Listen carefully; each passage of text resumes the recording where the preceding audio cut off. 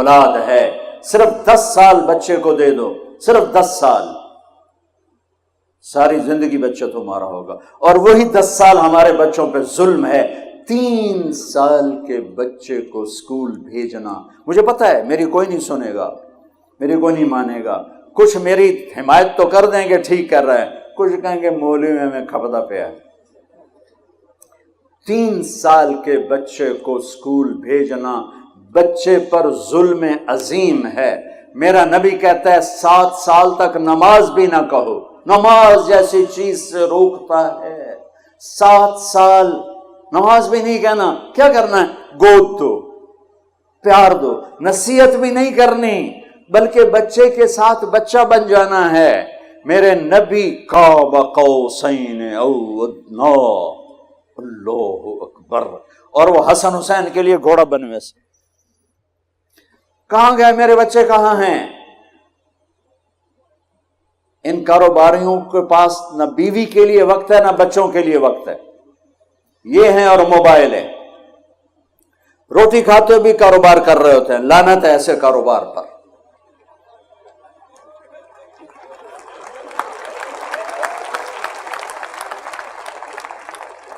تم نے کبھی دیکھا ان بڑے مالداروں کی لائف کوالٹی کتنی برباد ہو چکی؟ لائف کوالٹی، گاڑی نہیں، گاڑی بہت بڑی ہوگی، مرسڈیز ہوگی، BMW ہوگی، لیکن لائف ایک چپڑاسی سے بھی گندی ہوگی کہ یہ روٹی بھی سکون سے نہیں کھا سکتے، یہ سو نہیں سکتے۔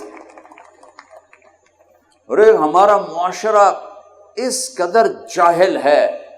ایک دفعہ میرا موبائل کھلا رہ گیا، سو گیا، سردیوں کا زمانہ، 12 بہت دیر سے بجتے ہیں، تو کوئی 1 بجے گھنٹی بج گئی۔ میں ڈر گیا کہ یا اللہ خیر ہو، رات کا 1 بج رہا ہے اور گھنٹی بجی ہے، 1 بجے تو کوئی خیر کی خبر نہیں ہوتی ہے۔ تو میں پریشانی کے ساتھ میں نے فون اٹھایا، میں نے کہا جی او جی پوچھنا سی ٹائلٹ بندہ دعا پڑھ سکتا ہے کہ نہیں؟ کہ وہ فٹے منہ تیرا، وہ الو دے پٹھیا گھڑی تو ایک ٹائم کی ہوئے۔ تو ہمارے لوگوں کا موبائل کا یہ حال ہے، میسج پہ میسج کیے جا رہے ہیں۔ ارے بھئی اگلا کسی کام میں ہوگا، لوگ کیے جا رہے ہیں۔ پھر آخر میں کہتے ہیں اگر وزیر اعلیٰ تمہیں میسج کرتا اس کا تو تم اٹھا لیتے، مجھ غریب کا کہاں سے اٹھاؤ؟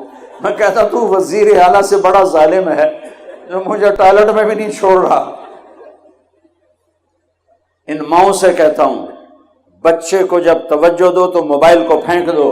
ان والدین سے کہتا ہوں بچے کو جب بیٹھو موبائل پھینک دو۔ میرے نبی جیسی شہنشاہ ہے ہستی والے حسن حسین کے لیے آتے تھے، میں نے آپ کو فزیکلی شکل دکھائی ہے،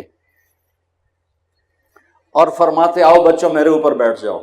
دونوں بچوں کو کمر پہ بٹھا کر پورے کمرے کا چکر لگاتے، پھر یوں کہتے تمہارا اونٹ کیسا ہے، تمہارا اونٹ کیسا ہے۔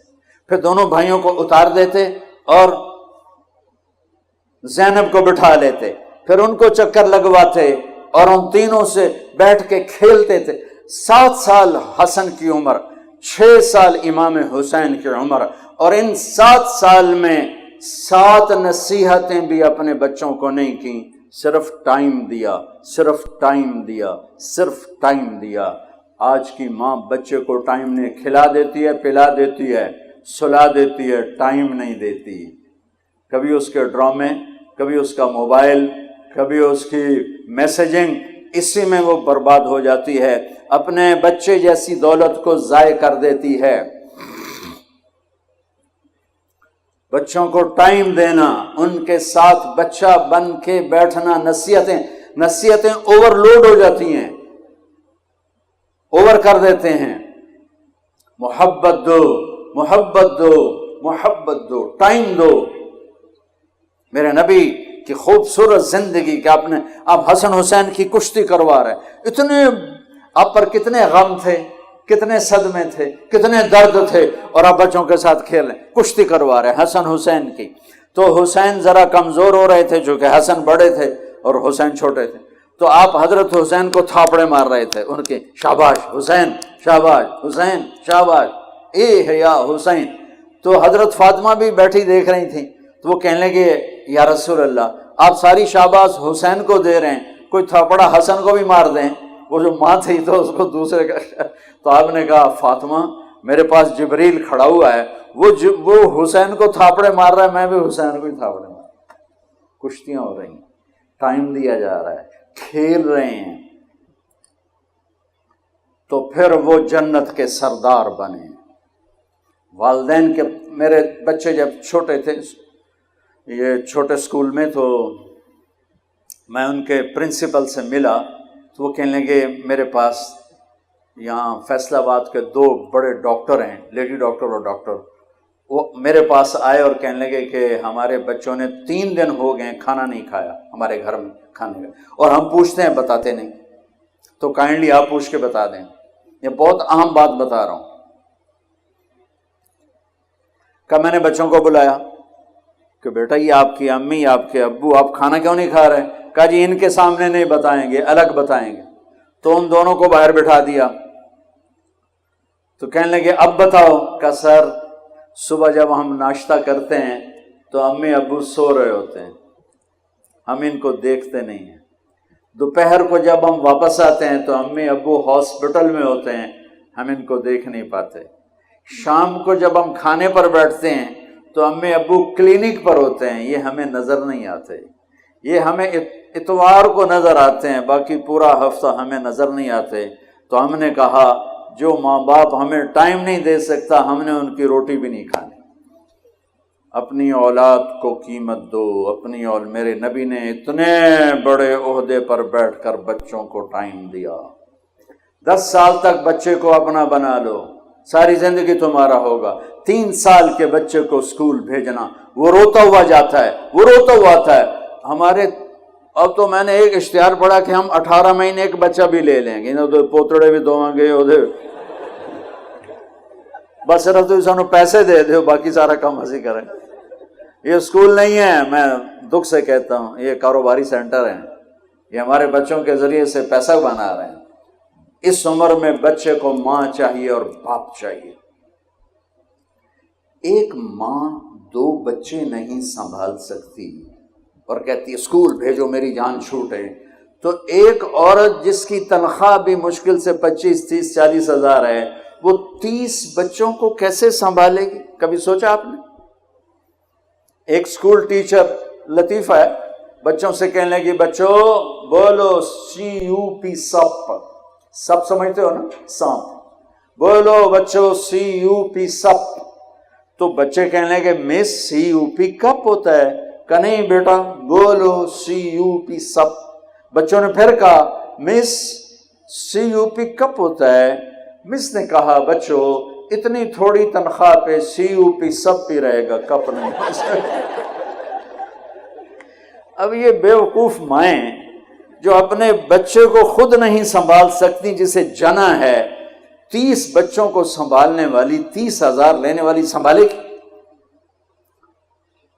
اپنے نبی کی زندگی پڑھو، آپس میں پیار محبت سے رہو، بچے والدین کو ٹائم دیں، والدین بچوں کو ٹائم دیں۔ گھر میں روزانہ ایک ایسی مجلس لگاؤ جس میں موبائل بیوی کا بھی بند ہو، باپ کا بھی بند، خامد کا بھی بند ہو، بچوں کا بھی بند ہو، صرف آپ۔ یعنی عجیب معاشرہ ہو گیا ہے، اس موبائل نے ایک ہاتھ میں 7 بر اعظم جمع کر کے پکڑا دیے اور ایک چھت کے نیچے بھائی بہنوں کو دور کر دیا، سب اپنے اپنے اس میں لگے ہوتے ہیں سب۔